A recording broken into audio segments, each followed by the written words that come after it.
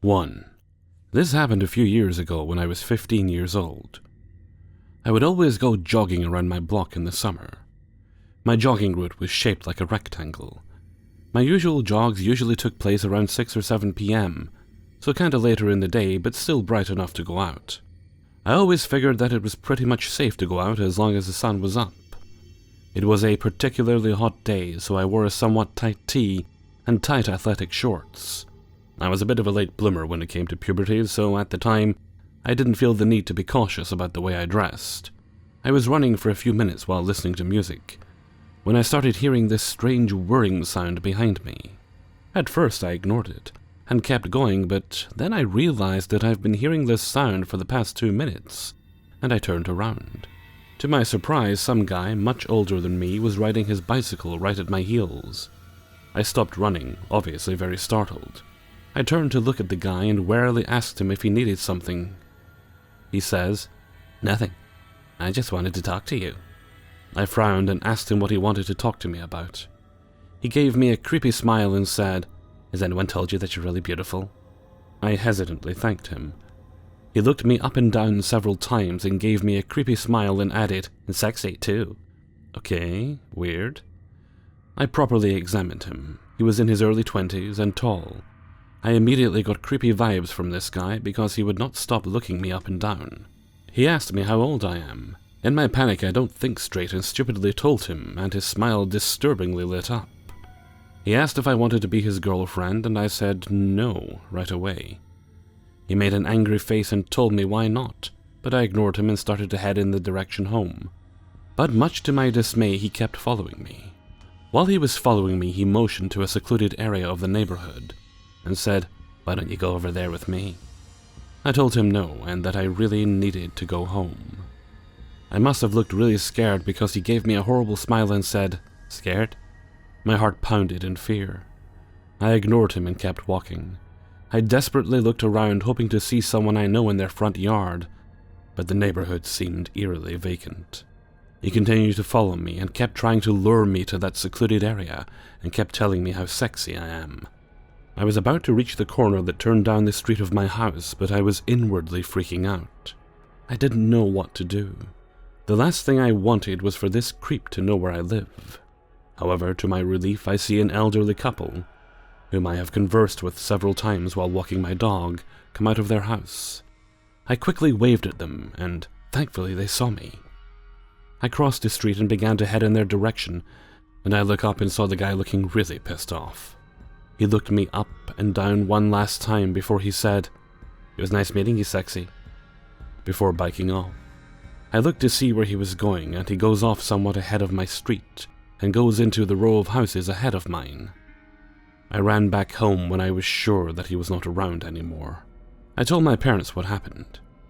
They were concerned, but told me to just be careful and not run in the evening anymore. I really hoped that would be the last time I saw him, but unfortunately I wasn't that lucky. I didn't encounter him for another couple weeks.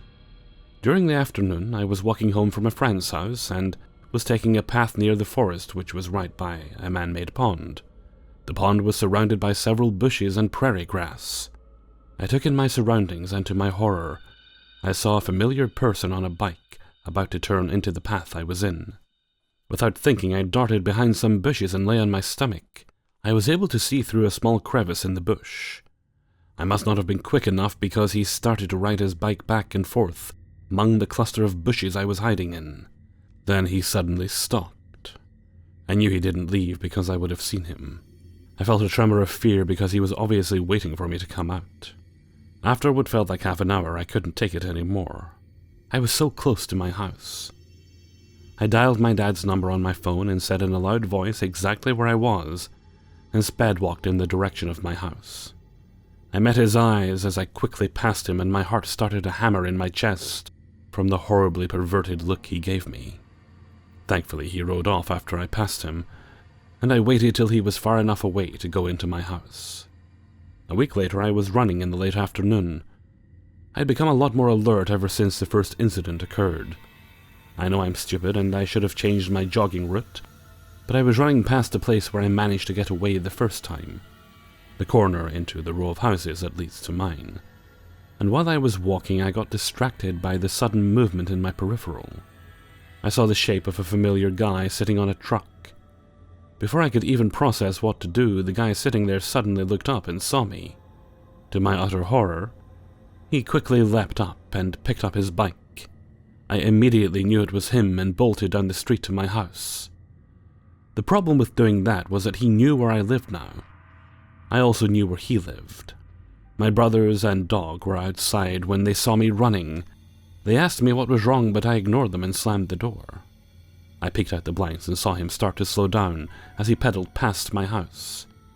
To my fury, he petted my dog without even asking. He then sat on the bench near my house and was watching it. I was absolutely livid at this point. I was sick of constantly having to be afraid when I went outside. I went to my parents and said that I found out where the creep lived. My dad insisted on going to the guy's house for some reason. He brought my brother and a family friend just in case. I came along to make sure they went to the right place.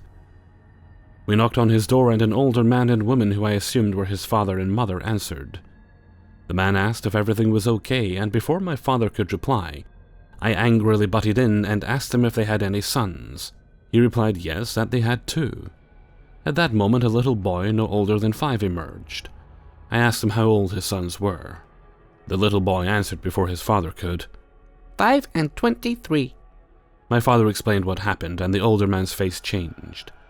He yelled something in rapid Spanish, and a few seconds later the creep emerged. I couldn't help the satisfaction that surged within me when I saw that he knew he was probably busted. His father said something in Spanish, and he looked at us and said, "Where's your proof?" My dad wasn't having any of that bull. He threatened to call the police if he didn't stop harassing and stalking me. All he did was scoff as he went back upstairs. His parents apologized on his behalf and begged us to not call the police because they recently immigrated to the US. My dad decided not to take action as long as the creep would leave me alone. What's strange is the creep ended up coming to my house to apologize and asked that we not call the police and that he'll stop. I reluctantly decided not to, but sometimes I wonder if I made the right decision. 2. This story happened 7 years ago, but it feels like it was just yesterday. July 20th, 2012.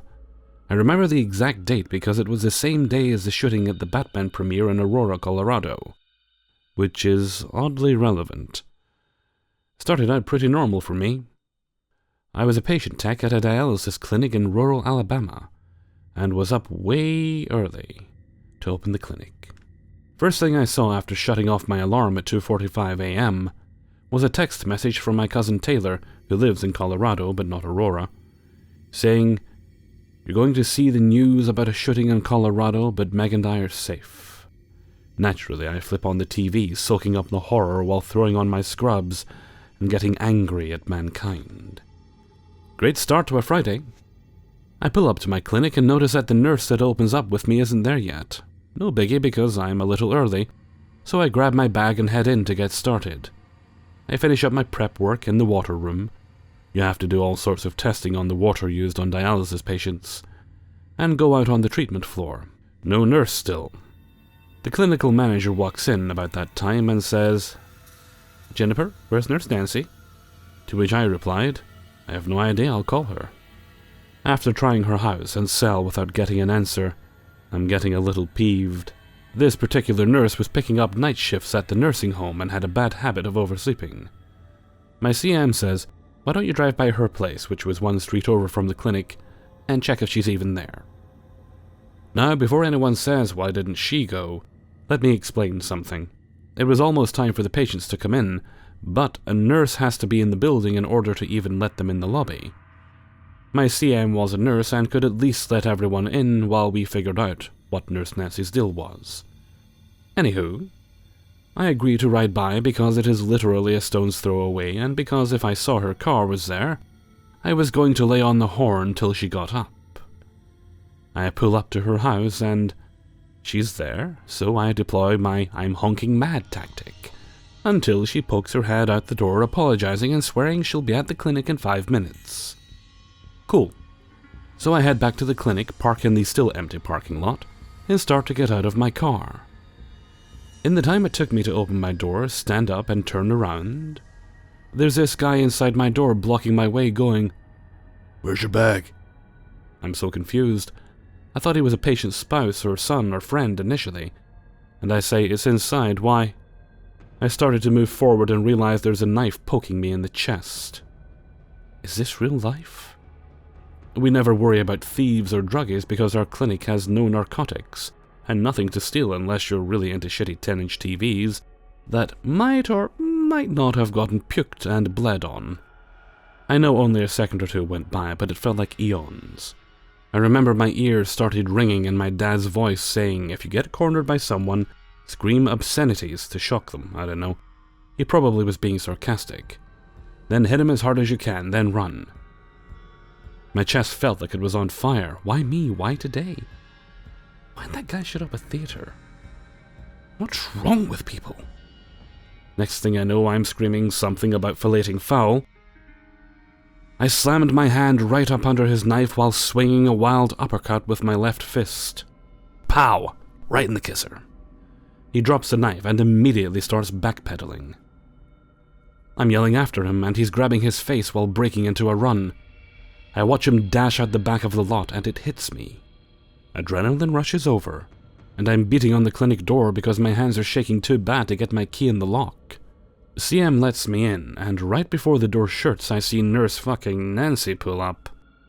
I'm kinda yelling what happened, ears are still ringing, and CM is freaking out and calling 911. Then I look at my hands.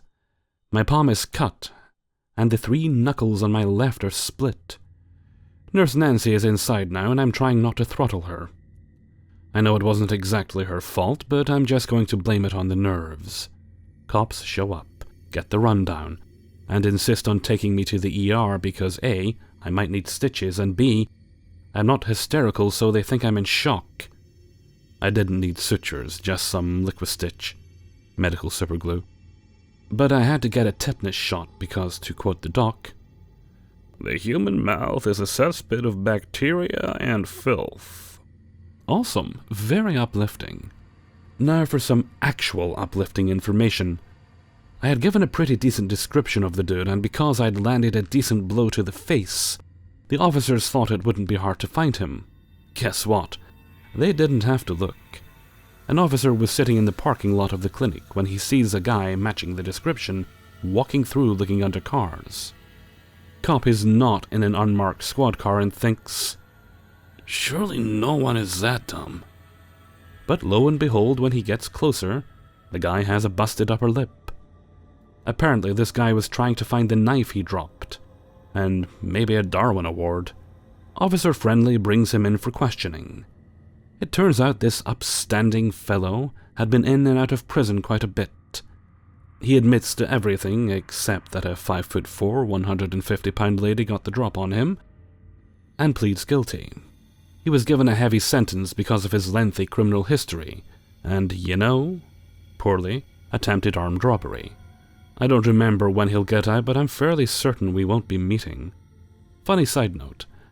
My husband was of course horrified because the cops called him when it happened and said, "Your wife's been stabbed during a robbery, and she's on the way to the ER." So he speeds to the ER, which I have left already. Panic ensues briefly until I get my phone back from the clinic and call him. Then he hears the whole story. Tiny, non-confrontational wife flipped her skillet and socked a person. He's weirdly proud.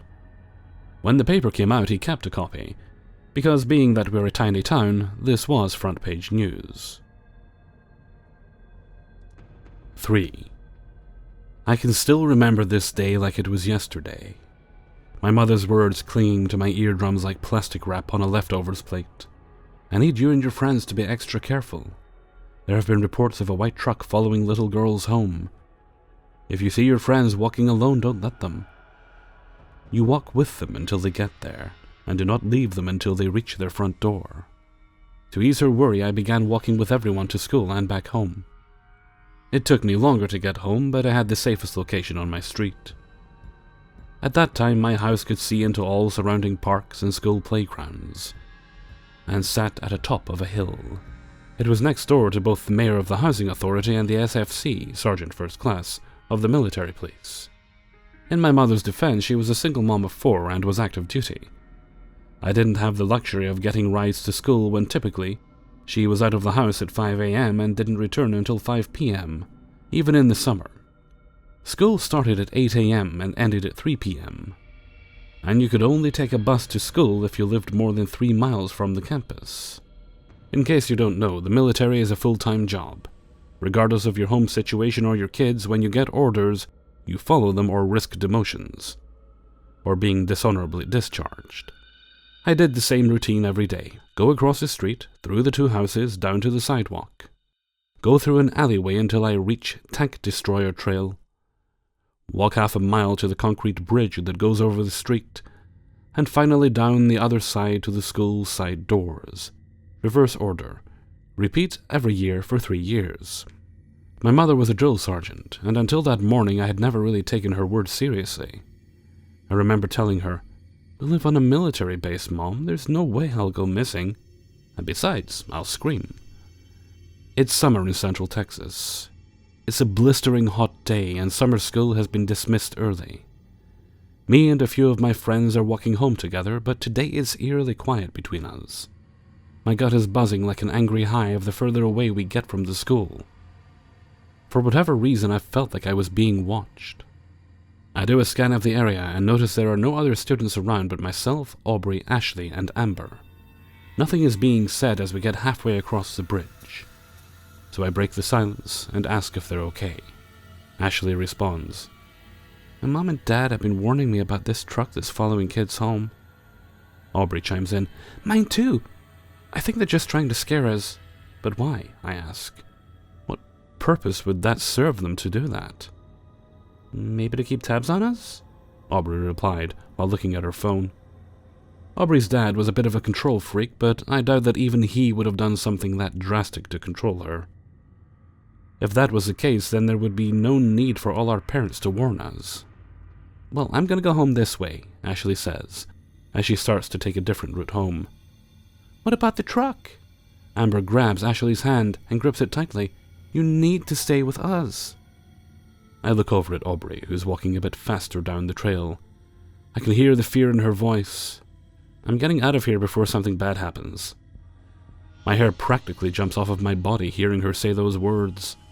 All the danger bells and whistles are going off so loudly that I can barely hear myself talk. "Ashley, at least let us walk you there," I pleaded. She reluctantly agrees, and comes back to the trail with us. Aubrey is a good length ahead of us, and so we yell for her to slow down. She turns around and I can see the whites of her eyes. I turn just slightly to my right, and from the corner of my eye, there's an all-white truck. No license plate, and a tinted front window so you couldn't see the driver. It was slowly driving by the curb on the main road, and it was definitely following us. There were no other cars around, and that made it all the more creepy. I stopped walking and looked straight at the truck. I tried to see if I could make out any distinctive marks. A make or model, but it didn't even have a brand on it. Ford, Chevy, Nissan, no grill emblem at all. My friends stopped, and we all stared. Whoever was in the driver's seat was certainly looking back at us. All of us held our breaths and waited for it to leave. It didn't. My every sense was telling me to run. My gut was telling me to run. My fight or flight was only flight at that point. I already knew what was going to come next. I placed my leg behind me as I took a step back. "He's going to chase us. We need to run." Before the others could respond, the engine on the truck roared like a lion. The front tires jumped the curb, and the truck came barreling down the trail. That half a mile seemed to take forever to run down. We bolted down the trail as fast as we could. It definitely was gaining on us. We get to the end of the trail and stopped at the sidewalk. It's by my neighborhood street. It was still chasing us. We all shouted and screamed. Aubrey tried to grab her cell phone and dial 911, but dropped it as we were running. Where was everyone? How was no one hearing us cry out? Behind all these houses whose backyards led to the walking trail. How was that even possible? Is no one seeing this? How can no one hear us? I tell them all to follow me to my house. And we finally get there. My front door is locked and I don't have my house key. We immediately go next door to the MP officer's house and begin hurling our fists at the door, screaming for help. The officer isn't home, but his wife is. She opens the door and we frantically get inside. We force her out of the way as we all run inside and we slam the door shut. Miss Janet is asking us all kinds of questions, but we tell her to be quiet. Sorry again, Miss Janet. We don't even make it to the couch. We all stand by the door and try to stay away from the windows. We hear the truck drive by, and decide no one leaves until Miss Janet's husband comes home. Just thinking about it as I'm typing this makes my stomach hurt 11 years later. Even now I find myself gasping for air. My mouth dries out, and my neck stings as if hot needles are being forced down my esophagus. When he comes home, makes formal police reports and tells our parents, our teachers and other students about the incident. But we never heard any other updates on the truck. From then on, teachers were on every post of the trail for kids walking home from school. MPs were and still are posted on every corner within a 2-mile radius of the school. So to you, creepy white truck, I'm elated to say, let's not meet again. Hey everybody, Hellfreezer here, and thank you very much for listening to 3 True Scary Stories, episode 394. Sorry, I'm continually listening out for the door going, because I'm waiting on Royal Mail re-delivering a package they failed to deliver the other day. Also a busy workday ahead of me. I'd usually get my audio recorded on Thursday and then just edit and put the videos together on the Friday. But by the time I actually was ready to start, I went for a nap yesterday, had a bit of an acid reflux issue, and that kind of ruined the whole night, so by the time everything had settled down and I was able to actually, physically able to record, I was too tired, so I just went to bed. Well, that's one. I'm taking the record and edit approach to things. Doesn't really make things any quicker, but it feels like it does. Okay, and with that I'm going to head off for now, so until next time, thank you very much for listening, and take very good care of yourself.